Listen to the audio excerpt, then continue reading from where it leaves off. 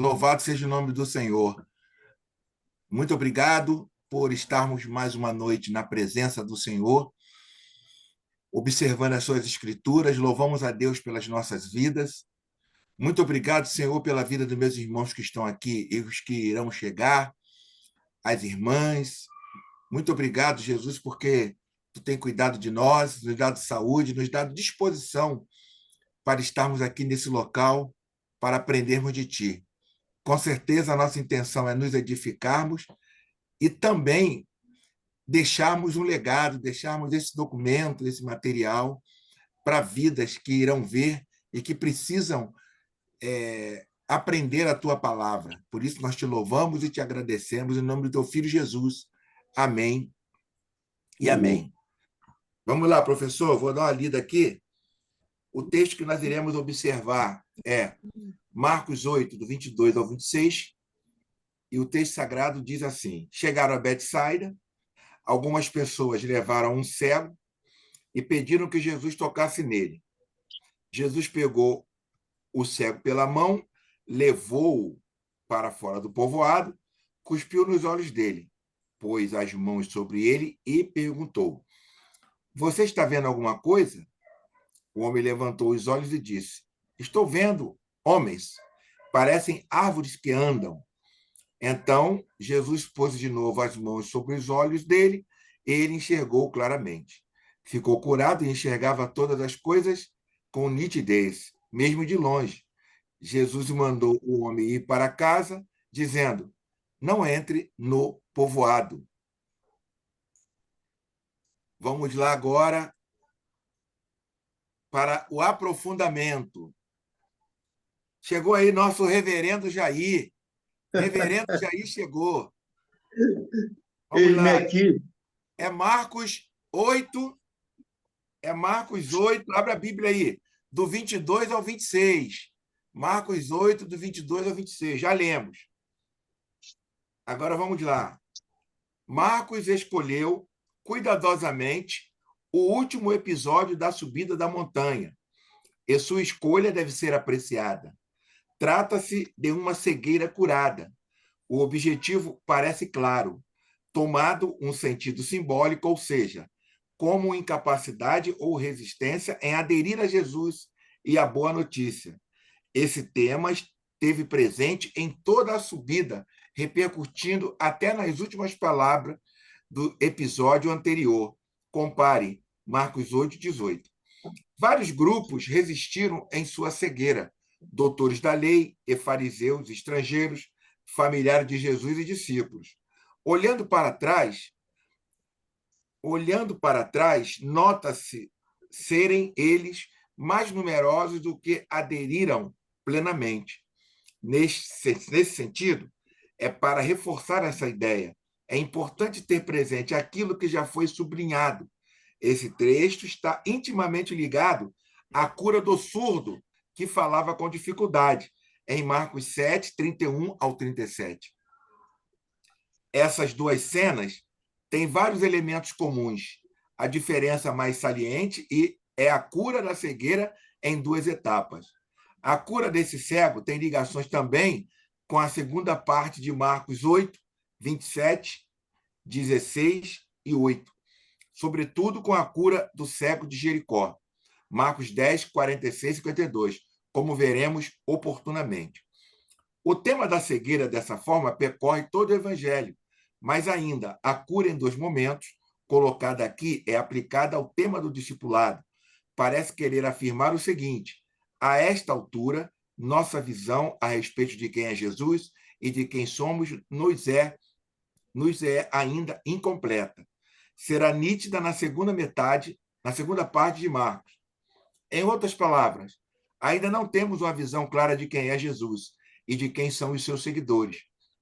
Até este ponto, não vemos as coisas como realmente são. Jesus pergunta a cada um de nós: você está vendo alguma coisa? E nossa constatação é que não somos tão cegos como no início, mas ainda não enxergamos plenamente. Estou vendo homens, parecem árvores que andam.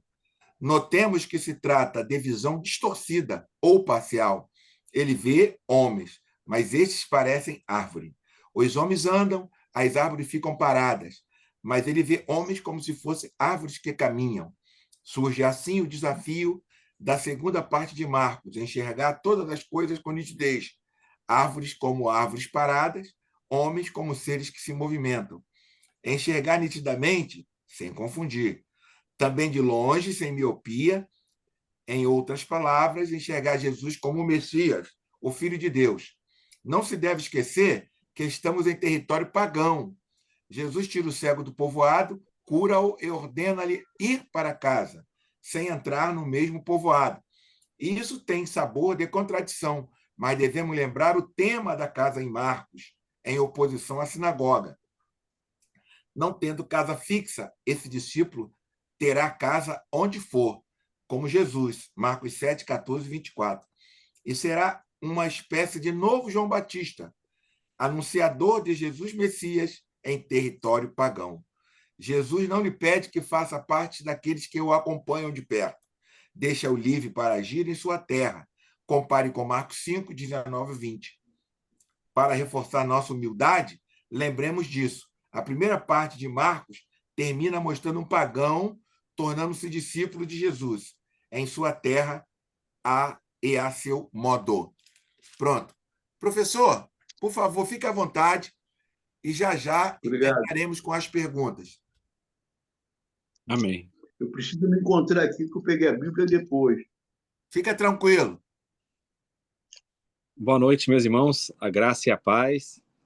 É uma alegria estar aqui com vocês novamente, retornando ao nosso estudo.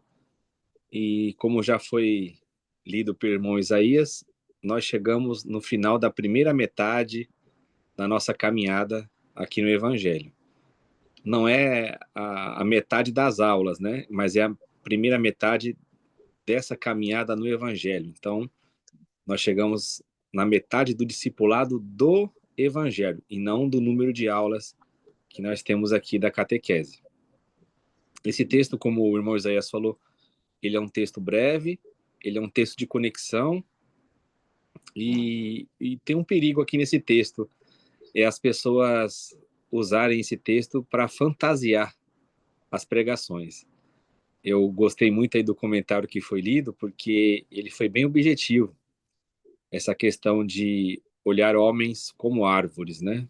Eu já vi muita gente pregar em cima disso, comparando, né, o que pode ser utilizado da árvore no homem, do homem na árvore, a questão de receber frutos, tal. Isso é uma questão muito fantasiosa, porque o texto, de fato, como foi lido o comentário, ele quer mostrar para a gente que a cegueira ainda prevalece, né?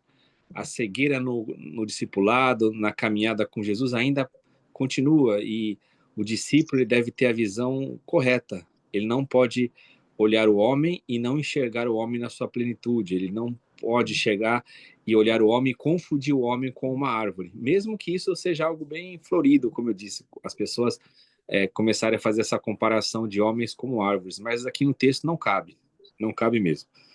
Vamos ver aqui rapidamente como que se deu esse texto de transição, né? Chegaram a Betsaida. Então já posiciona geograficamente. Essa geografia aqui do Evangelho não é para a gente ir lá e recorrer a um mapa, embora isso possa ser feito. Aqui é sempre essa observância de Jesus caminhando, né? Em qual território que é. Então a gente não precisa saber exatamente onde fica esse território, não é esse o sentido aqui da catequese, é só mostrar que Jesus está numa terra diferente. Algumas pessoas levaram um cego e pediram que Jesus tocasse nele. Então, esse texto todo, o que a gente já verificou? Ele não vai apresentar nenhum nome, ele é um texto que fala de maneira genérica. Quando fala de maneira genérica, ele está falando do discipulado categoricamente. Então, algumas pessoas levaram um cego e pediram que Jesus tocasse nele. Jesus pegou o cego pela mão, levou para fora do povoado, cuspiu nos olhos dele, pôs as mãos sobre ele e perguntou: Você está vendo alguma coisa? Olha que interessante a questão geográfica. O que Jesus faz? Jesus retira ele do povoado. Vocês percebem que aqui existe uma fala contrária ao povoado? Jesus, ele não opera esse sinal lá dentro do povoado. Ele traz esse homem para fora do povoado, não é isso? E o texto vai terminar exatamente com uma afirmação de Jesus para que ele não entre no povoado. Então isso aqui fica bem claro aqui para nós. O texto está relatando que o povoado, nesse sentido, ele não é um local bom para a convivência do discípulo. É necessário que o discípulo rompa com as questões do povoado. E aí cabe, claro, a gente adentrar com mais profundidade no que havia no povoado, né? A visão do povoado era uma visão que ela impedia reconhecer Jesus como o Messias, Jesus como o Mestre, Jesus como o Senhor. Então, o texto é muito claro. Jesus retira. Jesus poderia ter feito o sinal ali, mas ele retira esse homem. O texto fala, foi para fora do povoado. Cuspiu nos olhos dele. O poder, né, do que sai da boca. Tem toda uma simbologia isso. Pôs as mãos sobre ele e perguntou. Então, veja, tem algo que sai da boca de Jesus e tem algo da sua ação, né? O que isso mostra? No caminho do discipulado, para que a cura vá acontecendo, nós precisamos fazer o quê? É por meio de ouvir a palavra e por meio da ação de Deus. Então, são dois fatores que operam sobre um discípulo: a palavra e a ação de Deus. São essas duas ferramentas divinas que elas vão produzir a cura da cegueira, né? A cegueira, como nós sabemos, é o milagre principal, né? A cura da cegueira é o milagre principal que nós vemos no Evangelho segundo Marcos. Outros evangelhos também. Em João nós temos aquele caso clássico da cura do cego de nascença. Mas por que a cegueira ela é tão importante nesse meio aqui do evangelho? A gente vai ver logo depois outro relato de cegueira. Porque a cegueira é como sendo o sinal fundamental para ser curado, para que esse sinal seja realizado na vida do discípulo. O discípulo ele precisa enxergar com clareza. Então, por isso que vai se ressaltar nessa altura do evangelho a cegueira. Você está vendo alguma coisa? Essa é uma pergunta muito interessante, né? Que recorre lá ao Primeiro Testamento. O que o profeta vê, né? O que você vê? Então, é sempre uma pergunta. Qual que é a sua visão? O que você está vendo? E ele levantou os olhos e disse, né? Essa questão de levantar os olhos é uma simbologia muito bonita, né? Jesus também levantava os olhos, né? O que isso significa? É você ter uma visão para cima, é você começar a contemplar as coisas do alto. Eu estou vendo homens, parecem árvores que andam. Muito interessante essa cena, né? Como eu disse, aqui muita gente inventa história, comparar árvore com homem, mas o sentido não é esse. O sentido é o seguinte, ele não consegue ainda enxergar os homens como eles são. Como foi dito aí bem no comentário que o irmão Isaías leu. As árvores não andam. E ele está vendo aqui uma impossibilidade, né? Ele está vendo homens como árvores que andam. E você nunca viu árvore andar. A árvore não anda. Mas aquele homem, ele tem um problema de visão, ele está sendo eliminado aos poucos e a gente verifica que a visão ainda é turbada. Então Jesus pôs de novo as mãos sobre os olhos dele e ele enxergou claramente. Então é o toque curador de Jesus, né? O que isso mostra? Que no caminho do discípulo nós temos que ter essa ação contínua de Jesus. Não é a pessoa que é convertida num primeiro momento que tudo já está esclarecido para ela, não.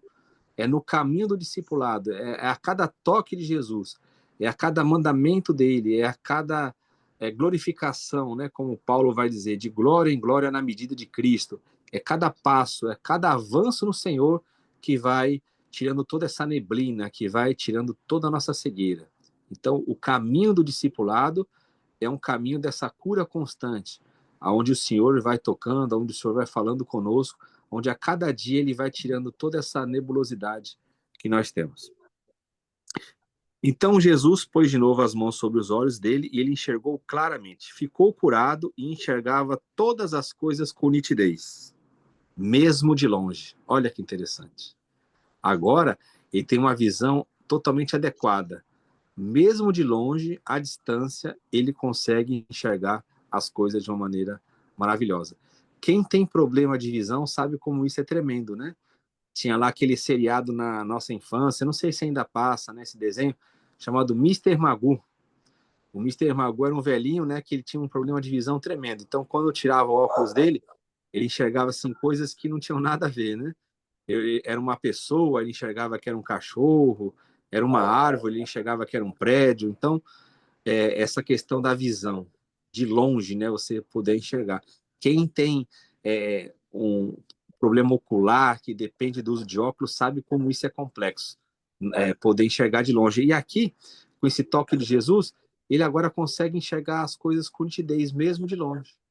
Né? É o poder de Jesus, como ele pode, a cada toque, a cada intervenção dele, ele ocasionar curas perfeitas em nós.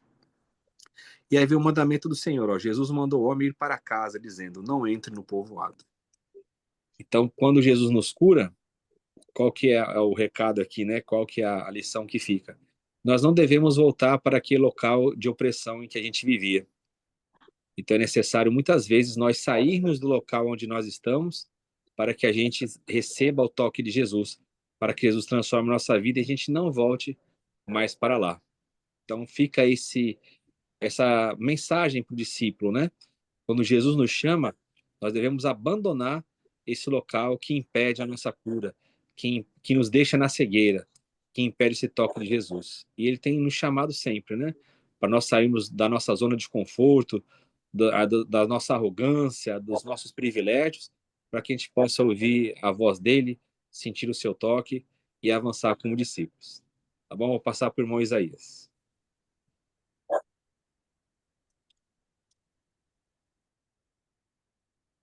Anotando aqui que eu tô aqui anotando que eu tô cheio de perguntas. Jair também deve estar cheio de perguntas. Tu achou o texto aí, né, Jair? É Marcos Marcou 8, é Marcos 8, 8, do Marcos 22, 8, 22 e 28. 8, 22, 28, 22 já achei, É a 22 já cura achei. do cego. Ok? Amém? Então vamos lá. Maravilha. É muito bom, professor, muito bom essa visão, né, nova para muitos que o senhor está nos relatando, que, como o professor falou, eu já vi muitas pregações que fazem desse texto o arco da velha, né? Criam um montão de peripécia em cima desse texto, mas ele é mais simples do que nós imaginamos, né? Mas eu queria te fazer, professor, uma pergunta. Quando esse homem é curado, e vou abrir para os irmãos perguntarem aí, irmã Patrícia, irmã Jacira, as queridas, quando esse homem foi curado, professor, Jesus não manda ele ir para nenhum sacerdote, não manda ele ir para o templo, não manda ele para a sinagoga. E Jesus ali, ele mostra aquela realidade que nós sempre observamos do milagre de Jesus. Jesus se preocupando mais com o humano do que com o divino. Né? Jesus olhou, aquele cara rogou, pediu a ele não falou, vem cá, senta aqui. Você sabe quem sou eu? Eu vou morrer na cruz para te salvar, eu vou isso, eu vou aquilo, vou te dar um panfleto, dobra o joelho aí que eu vou orar por você. Você quer vir para a minha igreja? Porque a minha igreja é onde o milagre acontece, a minha igreja é onde...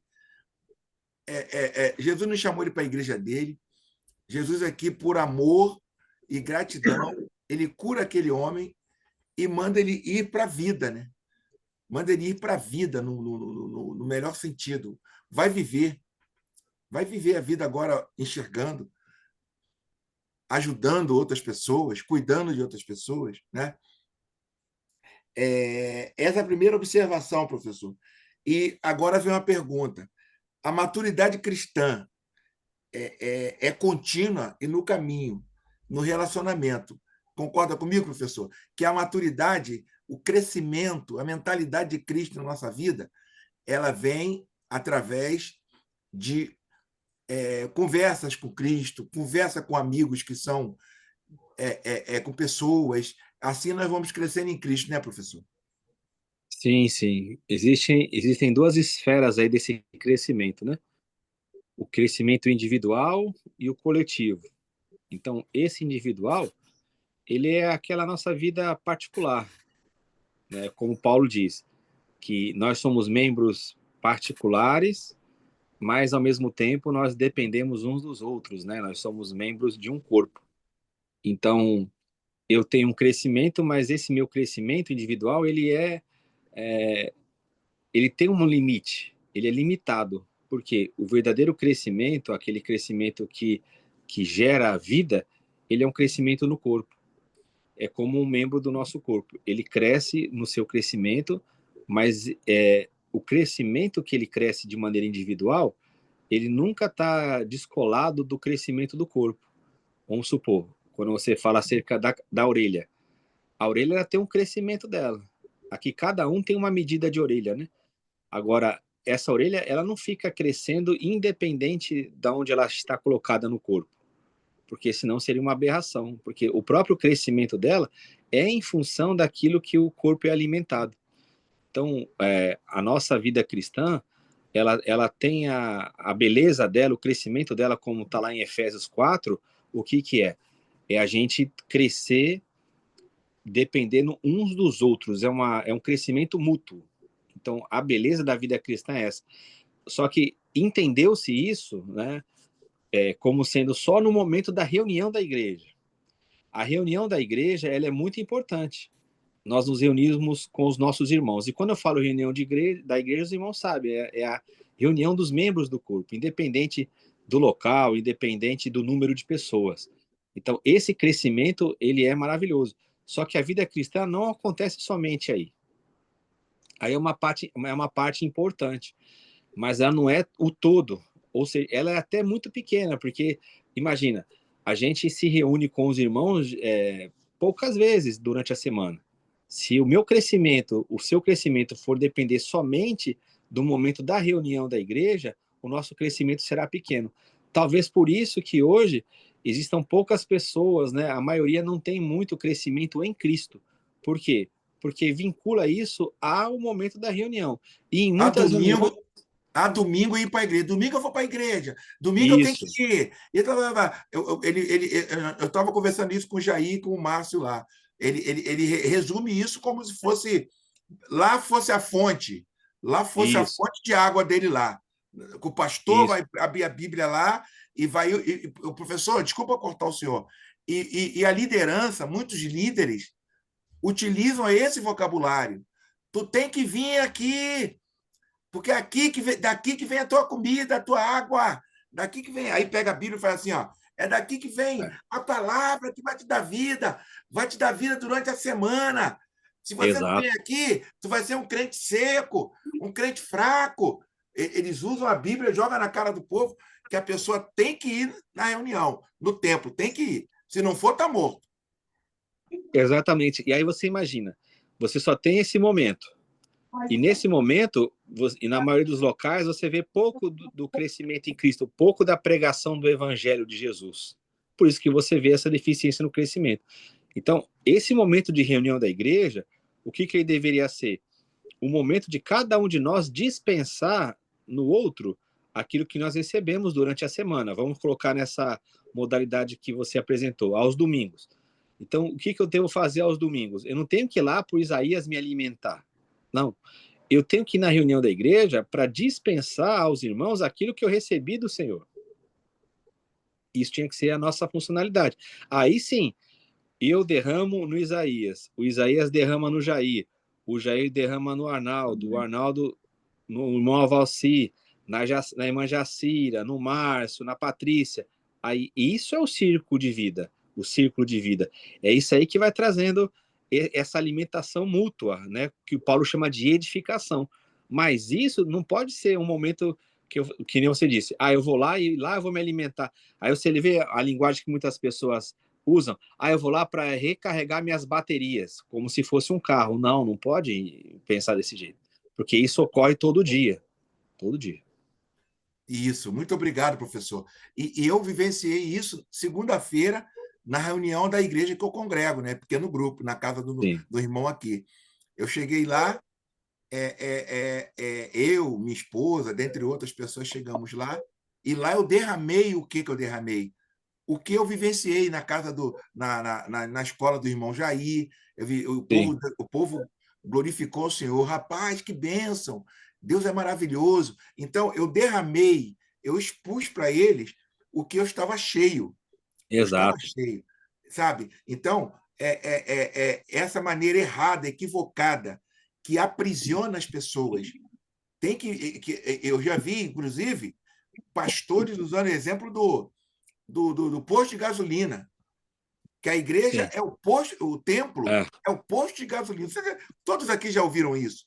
Isso é Sim. criatividade, né? A igreja é o posto de gasolina. A gente tem que ir lá no posto para pegar. O pastor é o frentista. É o E o frentista. combustível é qual? É o Espírito Santo. Exato. Aleluia! Todo mundo, oh, glória! Aí você vai chegar aqui e o pastor vai usar a bomba e vai botar em você a bomba, você vai sair cheio do Espírito Santo. Você vai ficar mais uma semana até terça-feira no culto de estudo e quinta-feira no culto público você tem que vir. Se você não vier, você vai enfraquecendo. Rapaz, Exatamente. por isso nós temos um país majoritariamente cristão, a metade da população cristã, e tu não vê mudança nenhuma. Tu não vê Exato. Deus no Congresso, na política, não vê. Pô. É montão de irmãos sem exalar o perfume de Cristo. Né? Exato. Então, é interessante, professor. Eu queria abrir para perguntas. A pergunta para os irmãos aí. Irmão Jair pode perguntar, Alvaci, a irmã Jacira. Fiquem à vontade. Irmão Jair tá na beca, hein? Irmão Jair tá. Olha lá. Chegamos correndo, né? Pronto para ouvir a palavra. Amém. Amém. No passado a gente falava que o irmão Jair tá ataviado, né? Isso. Ataviado. Exatamente. Vamos lá, gente. Perguntas. Eu cheguei agora, né? Mas eu posso falar alguma coisa que eu peguei no início aí. Por favor. Início, quando eu cheguei. No início que eu cheguei, né? A respeito de você ir para a igreja, né? Para poder se abastecer, sabe? Se alimentar, essas coisas todas. Mas eu creio que a gente vai para a casa do Senhor para poder adorar, né? Eu não sei se cheguei agora, né? Para poder se entregar a Ele, se dar o seu melhor para Deus. Entendeu? Eu creio sim, né? Você vai para a casa do Senhor para poder, né, buscar a face dele, aquela coisa toda. Né? Não combustível, essas coisas. Que é isso? Pô? Não, você vai lá para adorar ele, glorificar o nome dele. Isso não é porque eu falo isso, não é porque ele precisa disso. Nós necessitamos, nossa alma anseia por isso aí, né? Em adorar a Deus, glorificar o nome dele. Professor, antes do professor responder essa pergunta, eu posso ler um texto para ajudar o professor? Pois não, Sim. Vamos lá. Romanos 12. Se o professor tiver algum outro texto. Sim. Rogo-vos, pois, irmãos, pelas misericórdias de Deus, que apresenteis o vosso corpo por sacrifício vivo, santo e agradável a Deus, que é o vosso culto racional. Domingo, na igreja. Não está escrito assim. Terça-feira, na igreja. Não. E muita gente usa esse texto para corroborar que você tem que ir na igreja para adorar o Senhor. Né? Tem que ir lá para adorar, como o Arnaldo falou. Isso é colocado na nossa mente desde criança. Perfeito. Por favor, professor, o que o senhor vê com esse texto que o Arnaldo falou e tal? Perfeito. Tem aquela passagem também do Senhor Jesus com a mulher samaritana, né? A chamada mulher samaritana. Isso. A adoração a Deus, ela é em espírito e em verdade. Ela não está condicionada a um local. Né? Os verdadeiros adoradores que o Pai procura, eles adoram o Pai em espírito e em verdade. Tanto é que Jesus falou, não é nem em Jerusalém, nem em Samaria, onde tinha os templos. Casa do Senhor, para nós hoje, não é mais um local, né? Casa do Senhor é o crente, que ele é templo do Espírito Santo. Então, quando a gente se reúne, qual que é a função da reunião da igreja, né? São os princípios para a reunião, Por que que nós nos reunimos? Nós nos reunimos para a edificação mútua, para a funcionalidade dos membros do corpo, né? Porque cada membro tem a sua funcionalidade no corpo. Então, Paulo fala assim, quando vos reunis, lá em 1 Coríntios capítulo 14, a partir do verso 26, cada um de vós tem. Aí ele fala, um tem salmo, né? Um tem doutrina, e faça-se tudo isso para a edificação. Então, a nossa reunião é para edificação, porque ninguém é autossuficiente. Nós precisamos crescer em conjunto. Agora, a questão de adorar a Deus, a irmã Patrícia colocou aí, né, que ela adora todo dia. O nosso culto a Deus, como Isaías leu, é a nossa vida. Então, a nossa adoração é em tudo. Tudo que eu faço é um serviço a Deus. A palavra adorar não é cantar louvor, né? O louvor, ele faz parte da adoração, mas adorar é o serviço. Então, como que eu sirvo a Deus? É um estado, né, É um professor? estado de vida, é como Paulo fala, quer comais, quer bebais ou façais qualquer outra coisa, fazer tudo para a glória de Deus. Então, adorar a Deus não é eu ir num local. Isso é uma visão que não está de acordo com Jesus. Adorar a Deus em espírito e verdade é uma vida onde tudo em mim reflete o Senhor Jesus. Esse é o ponto. E a comunhão com os irmãos é importante por quê? Porque cada um de nós aqui tem uma dimensão de Cristo. Cada um aqui tem algo de Cristo a passar, a ensinar para o outro irmão. Professor, eu vou ler aqui. Eu li Romanos 12, se os irmãos quiserem anotar para depois lerem com calma. Eu li Romanos 12, 1, e vou ler agora João 4, que fala sobre essa questão da mulher que estava no Monte Gerizim, não é isso? No Monte Isso. Gerizim, aí Deus fala assim, Jesus fala, João 4, 21. Disse-lhe Jesus, mulher, podes crer-me que a hora vem, que nem neste monte, que seria Gerizim, e nem em Jerusalém, lá no templo, adorareis o Pai. Aí vem que os adoradores adorarão o Espírito e verdade na vida. Na vida. Então, e outros textos que nós temos aqui para observar isso. Só que não é em todo lugar. É bom nós deixarmos bem claro aqui que ninguém é contra templo, ninguém é contra as pessoas irem no templo. Não, ninguém é contra. Só que as pessoas têm que ter noção do que é cultuar ao Senhor, não é? São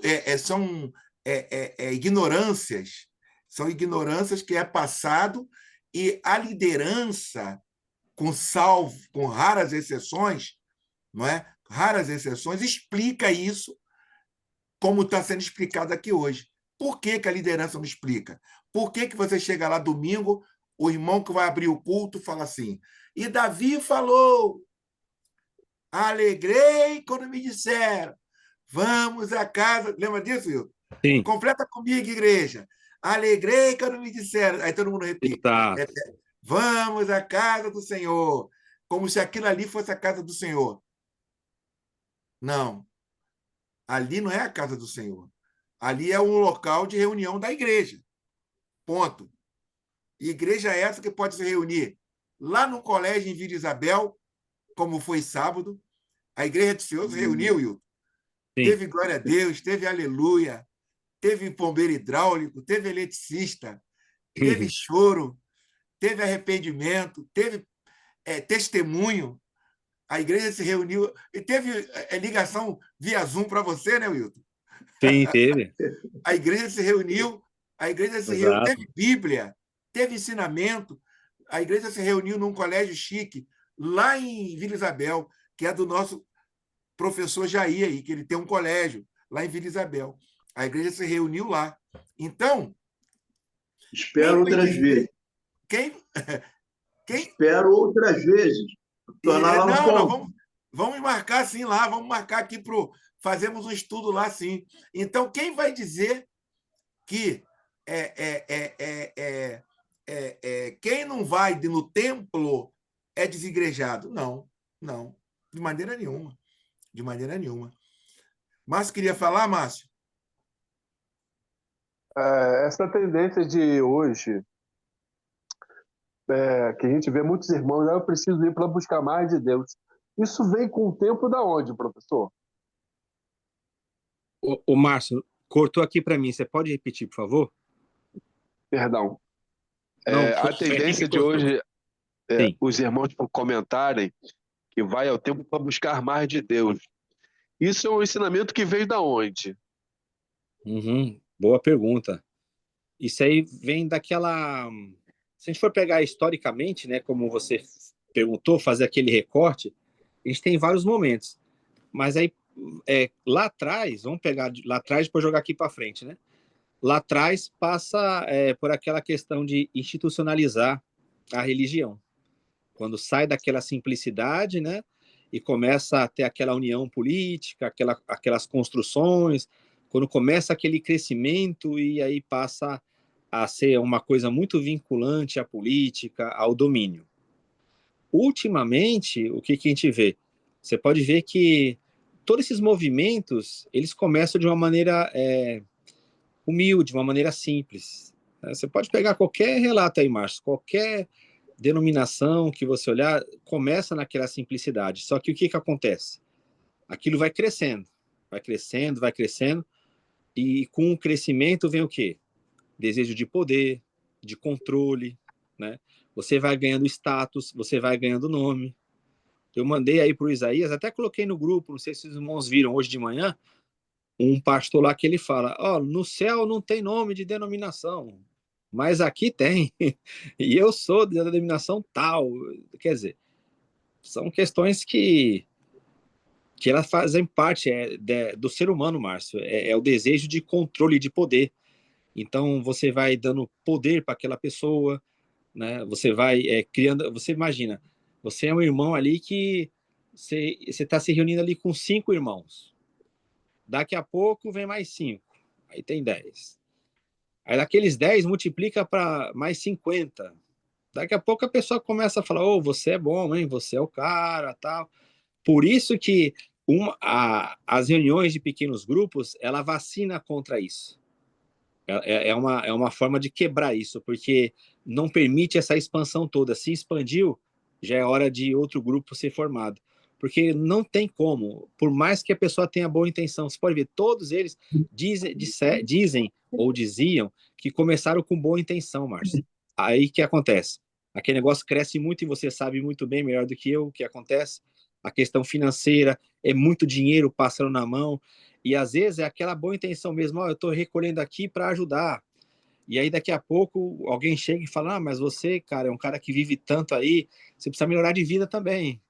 E aí você botou o primeiro passo, é uma areia movediça, você não volta mais. Então, eu vejo que é isso, Márcio, é a própria ambição humana, né? Historicamente tem esses momentos, que aí vem as reformas, vem os reavivamentos para buscar isso, mas sempre quando se torna um fim em si mesmo, acaba, né? Eu sempre gosto de citar um movimento que eu estudo, e a maioria aqui fez parte, que é o movimento pentecostal. Quando começou a derrocada do movimento pentecostal? Quando ele se tornou um fim em si mesmo. Quando ele se tornou objeto de... tem que ser mantido aí esse fluxo do Espírito Santo, esse vento, né? Essa vivacidade, ela foi perdendo espaço, porque essa é a vida do Espírito, né? Não tem como você prender o Espírito, não tem como você colocar no lugar, você domar o Espírito Santo. Você não consegue domar nenhum animal, quanto mais o Espírito Santo. Eu posso dizer até que o ser humano é tendencioso, não tem como, entendeu? Isso aí, o professor está falando aí, isso aí é automático. Isso aí é à medida que vai tomando uma proporção, sabe? O ser humano é tendencioso para começar a fazer isso aí realmente. Querer ser o tal, querer ser o cara, isso. Pô, não, quem é o da frente aí? O cara, não, sou eu. Aí bate no peito, isso é muito perigoso, realmente. Exato. Isso é o que nós mais observamos. Pode ver, qualquer igreja que você vê aí, movimento, começou assim. Começou com a... E muitas das vezes, professor, começa com a dissensão, né? Exato. Começa 2 pastores amigos, aí tem a dissensão. Isso. Eu me lembro da Filadélfia, lá no Bom Pastor, o pastor Marcelo e o outro lá, o pastor... esqueço o nome, que é ali agora no Matos Moreira. Tem de isenção. Aí abre, aí um sai, aí vem um povo, aí daqui a pouco o que um fazia lá, vai fazer aqui também. E lá no Bom Pastor, o Arnaldo, não sei se o Arnaldo chegou a ver, lá em Belfort Roxo, nós tínhamos um movimento lá chamado Ministério Vivo. Sim, Ministério Vivo, Wilton, que era numa quadra. Chegou aí lá não, né, Arnaldo? No Matos Moreira. Era uma quadra de futsal de um colégio que sim, reunia-se ali 500 pessoas, 800 pessoas, toda segunda-feira. sim. Então, tinha louvor, louvorzão e uma hora de palavra, de pastores de vários locais. Aí, quando a gente chamava um pastor para pregar, ele chegava lá, olhava aquela multidão, os músicos bons para caramba. Adivinha o que ele queria, Wilton? Fazer igreja. Exato, Jonas, Isaías, isso aqui é muito bom. exato. Rapaz, mas quem é o pastor presidente aqui? Não tem, não. Não tem pastor presidente, não? Tem, não. E, ué, mas como é que é isso? E é dízimo. Dízimo aqui não Exato, tem, não? Não tem, não. Mas como é que vocês conseguem manter isso aqui sem dízimo? exato. E quem é o pastor aqui? Eu falei, não, eu não sou pastor, e o Jonas também não é pastor, não tem nenhum pastor aqui. Tá vendo aquele rapaz ali? Ele era do tráfico. Ele era do. Lá, a Exato. maconha ficava na casa dele. E hoje ele congrega numa igreja que tem aqui. Aqui a gente salva vidas e pronto. É mesmo? Aí você fazia o quê, Wilton? Tu ia nas igrejas, Assembleia Batista, irmão, dá para você mandar obreiros com um caderninho para anotar o nome das vidas que estão se convertendo? Dá para você fazer isso? Ah, dá sim. Mas ele deixava entre linhas assim, ó. Mas vai ter que vir para cá. Exato, Vai ter que vir congregar aqui comigo. Como se mercadoria, o sem ambiente dúvida. mercadológico. E hoje é mercadológico, hoje é franquia. Hoje é Exato. franquia. Vai abrir a Nova Vida onde? Lá? Ó, se vai abrir uma assembleia, se não botar, é franquia. O mesmo CNPJ daqui, 30% que arrecadar lá tem que vir para cá, e a ata lá tem que ser. É franquia. Então, quando se reúne, como tem essa realidade que a pesquisa está dizendo, professor Hilton, que está Sim, enorme, pessoas que estão saindo com esses sim, vexames todos aí, com essas vergonhas, né, que estão, que graças a Deus, glória a Deus, que a internet está sim. proporcionando, né, que tem o pessoal que falava assim, poxa, eu queria que o professor falasse isso também. Eu brinquei com o professor, né, que esses caras que são os fofoqueiros do meio evangélico, que divulgam tudo, eles são os Jeremias, os Zacarias, os, que, É. os Isaías, que batiam na época do Velho Testamento. E agora são os youtubers. Né? O que o Sim. professor acha disso? O pessoal fala, mas está envergonhando. Pois Jesus, coitado de Paulo, coitado de Jesus. Deixa eu fazer só uma colocação em cima disso aí. Só um pouquinho, professor. Por favor. E a respeito do CNPJ. O CNPJ eu acho terrível esse negócio também, sabia? Aí, um local, a igreja ter CNPJ. Meu Deus, só isso, só. Eu vou falar só isso. Eu E acho a horrível foto? isso. Entendeu? E o que você acha? Tem, O que você acha de Jesus com os 12 apóstolos assim, ó, na foto, na frente da igreja de Jesus? É. Jesus na foto. O pastor e a mulher na foto. O que tu acha disso? Por favor, professor. Então, tudo que vocês colocam aí, vocês já sabem, não existe base bíblica nenhuma, né? Primeiro ponto. E você não encontra também na tradição da igreja isso. Essas pessoas que elas expõem o pecado, que elas denunciam, né? Elas não são um agente do mal. O texto bíblico fala lá em 1 Coríntios 5 que nós devemos julgar os de dentro, não os de fora. E esse atual momento nosso, na questão da política também, que adentrou as denominações, foi algo necessário. Eu enviei para vocês um material sobre os evangelhos. Foi quando? Não sei se foi na segunda ou na terça. E lá o comentarista ele fala uma coisa que eu nunca tinha percebido, João. Ele fala lá da obra Lucas Atos, e ele fala uma coisa ali que eu falei, meu Deus, eu nunca tinha reparado. Ele fala assim, ó, em toda a perseguição da igreja, lá no livro de Atos, ele fala que em nenhum momento Lucas, né, o autor, ele vai dizer que foi o diabo. Ele não cita nenhum momento dizendo que é o diabo que está perseguindo a igreja. Mas quando Ananias e Safira mentiram dentro da igreja, ele fala que foi Satanás que encheu o coração deles.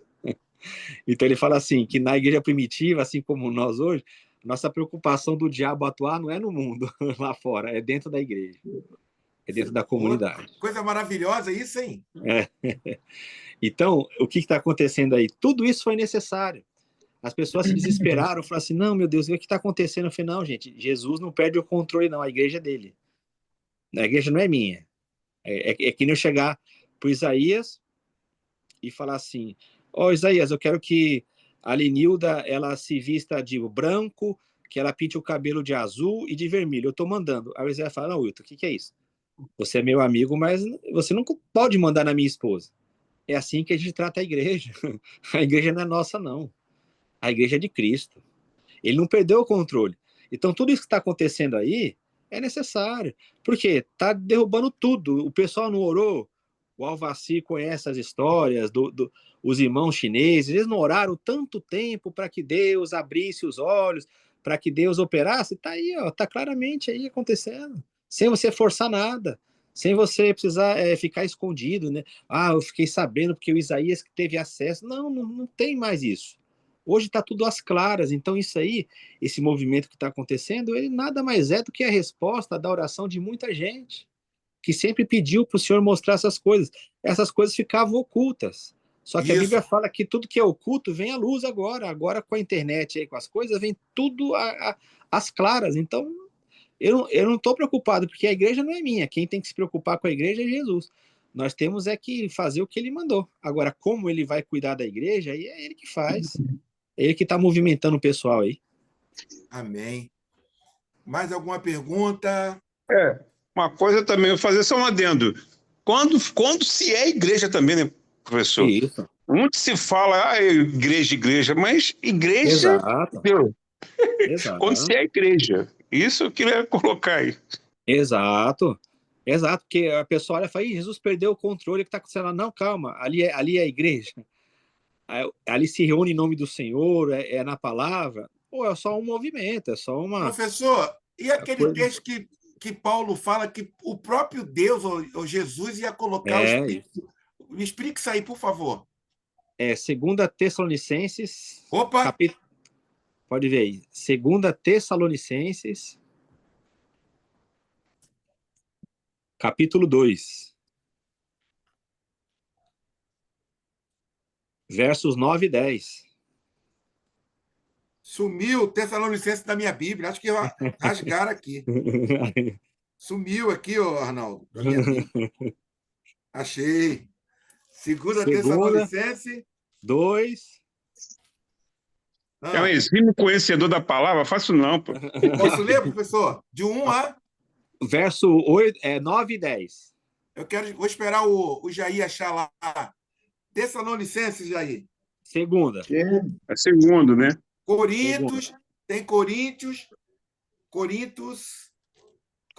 depois tem Efésios, Filipenses. Já achei aqui.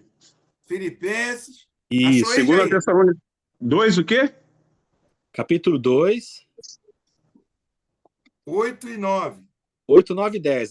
Esse meio aí 8, é o 9, 10. contexto. Achou, Jair? Achei. Achou? Estou colocando em ordem aqui.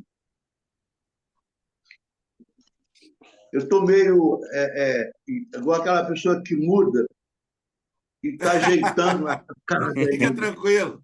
Tá Eu vou tranquilo. ler, professor. Eu vou ler Pode aqui. ler. Pode ler. O 7, né? Até o... Pode ser 8 até o 10. Vamos ver. Vamos lá. Então, Sim. será de fato revelado o iníquo, a quem o Senhor Jesus matará com o sopro da sua boca. E o destruirá pela manifestação da sua vinda. Uhum. Ora, o 9. Ora, o aparecimento do iníquo é segundo a eficácia de Satanás, com todo o poder e sinais e prodígios da mentira. E Agora. com todo engano da injustiça aos que perecem, para não acolherem o amor da verdade para serem salvos. 11. É por esse motivo, pois que Deus lhe manda a operação do erro, para darem crédito à mentira, a fim de serem julgados todos quantos não deram crédito à verdade. Antes, Pelo contrário, deleitaram-se com a injustiça. Por favor, professor, colocaram isso aqui na minha Bíblia agora, eu não tinha visto, não. Acho que colocaram agora há pouco tempo. Lembra, professor, lembra que eu falei para o senhor sobre verdade? Olha aí, ó. Entendeu? Lembra que eu falei sobre verdade? Absoluta, aquela coisa toda? Aí, ó. Um pouquinho, um pedacinho. O Isaías lembra de uma aula que eu estava lecionando ao vivo, num local, e aí levantou uma irmã lá. Ela falou assim, mas, irmão, é impossível. Será que as pessoas não percebem que isso aí que eles estão fazendo é errado? Como é que Deus deixa isso acontecer? Não sei se o Isaías lembra desse dia. Lembro, estava lá. Você estava lá, né? Eu falei assim, irmã, olha só, a senhora já perguntou para o Senhor se isso aí que está acontecendo não é uma obra dele? Ela falou assim, como assim não é uma obra dele? Aí eu citei esse texto. Eu falei assim, a verdade veio para as pessoas, elas não querem o amor da verdade. Então o que elas querem? Mentira. Aí o que o Senhor vai enviar? A operação do erro para que elas creiam na mentira. Aí eu falei assim, talvez a senhora possa estar combatendo contra algo que é de Deus. Coisa linda, hein? Coisa linda. E Deus está enviando isso aí porque eles não acolheram a verdade. Aí Deus envia a operação do erro.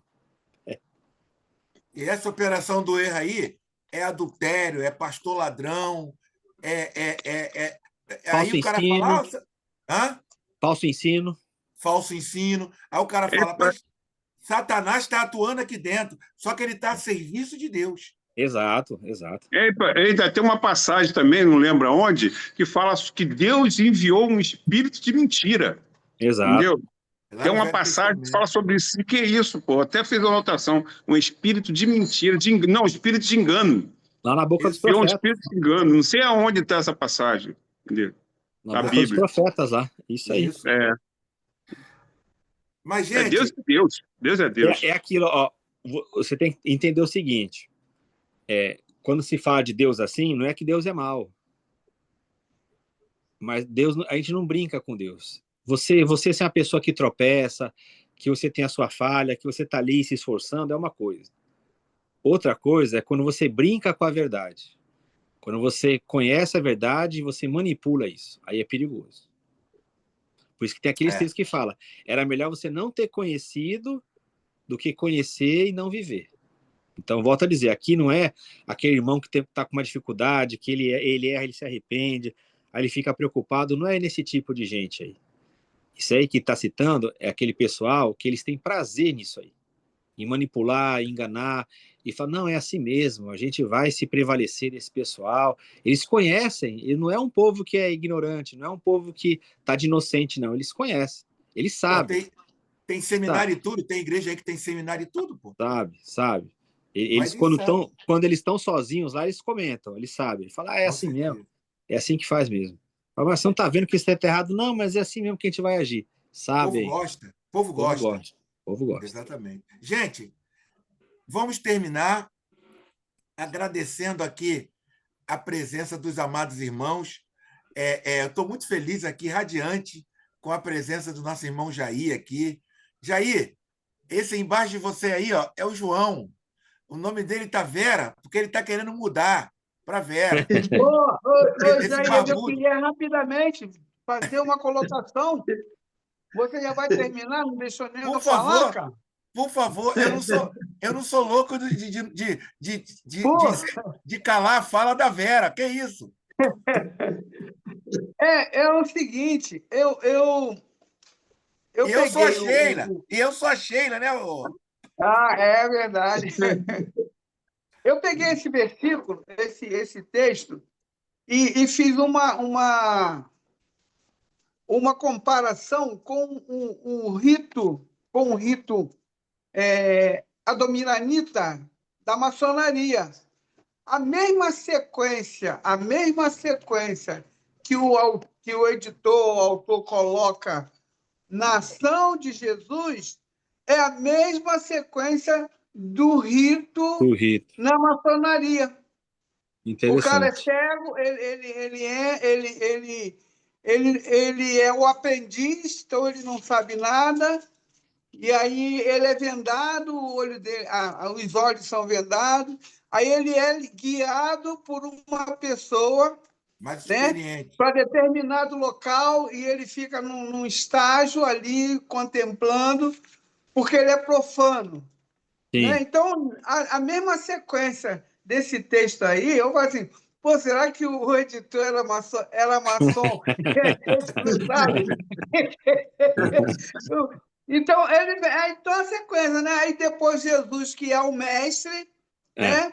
Que é a luz que ensina, né? E a questão da aldeia, quer dizer, você é profano, é, você agora está na luz, não pode voltar à cidade Aldeia. ou à aldeia, porque você não é mais profano.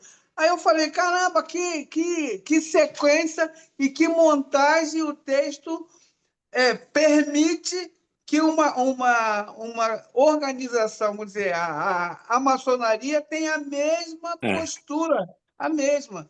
Aí O, eu o, o achei camarada que interessante montou o isso. rito deve ter visto também, né, João? Também, também. A mesma coisa. Sim. Amém, João. Ô, Isaías, essa semana teve um aniversário muito importante aí essa semana, hein? Vamos orar por ela, Rapaz, né? rapaz. A irmã Jacira. Exatamente. Irmã Jacira fez 60 anos, rapaz. Tá Irmã novinha, Jacira. Nova, novinha. nova, nova. Pô, 60 tá mais anos. nova que eu, tá mais nova que eu, Isaías. Ela está pensando em se aposentar e tudo, João. Já deu Mais entrada que no eu futuro. Não, também, mais não, nova que não, eu também, né? não. Não Mais tem nova que eu negócio de se também. aposentar, não. Tem negócio de se aposentar, não. Tá muito garota ainda, pô. Tá. Tá vendo, irmã Jacira? Olha aí. Foi aniversário de irmã Jacira essa semana. Pessoa que é nossa. Eu falo para ela que ela é uma coluna aqui desse grupo, né, Isaías? Irmã Com Jacira, certeza. Com certeza. ela é uma inspiração para nós. Com certeza. Com certeza. Com certeza. Irmã Jacira, a senhora está podendo falar? Hoje eu estou com visita. Visita ainda do aniversário, graças a Deus. Tá com visita, Tá com né? visita, que legal. Então tá bom. Ficou metida. Com visita ela fica metida, mas tudo bem. Nós te entendemos. Eu queria terminar agradecendo ao Senhor pela vida de vocês, dos irmãos, louvando a Deus pela vida de todos, e queria pedir ao Arnaldo, né? Ao Arnaldo que pudesse agradecer ao Senhor pelas nossas vidas, agradecer ao Senhor por tudo que ele tem feito por nós. Você pode, Arnaldo? Amém, Jesus. Pois não, pois não. Deixa eu só te perguntar uma coisa, Jair. E eu Ah, tive com o Josimar agora na igreja, e a aham. respeito lá do Mário, quando é que eu vou voltar lá? Eu tô esperando a Márcia dar o sinal verde, né, cara? Eu Ah, acho tá. que, Tá. entendeu? Vamos orar para Entendi, que, entendi. tá bom? Tá bom, tá bom. Amém.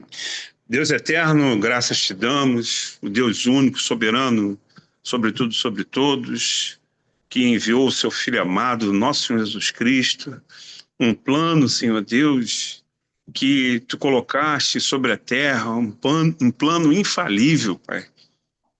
Ô, Pai, nós um dia fomos achados por Ti, um dia Tu achou graça em nossas vidas, privilégio igual nunca irá existir, ó Deus. Ser com a nossa vida, vivemos fortalecer, vivemos tempos difíceis, tempos vis tenebrosos, onde marca a volta do teu Filho amado, nosso Senhor Jesus Cristo, que nós possamos ficar ligados contigo através do Espírito Santo.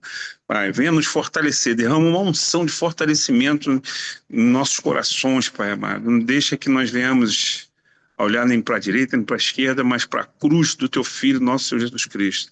Nos dê uma noite de sono abençoada, entendeu? Uma semana também na tua presença, que nós possamos sempre sentir fome e sede, Pai, de te buscar, de aprender, mais de Ti, Senhor Deus.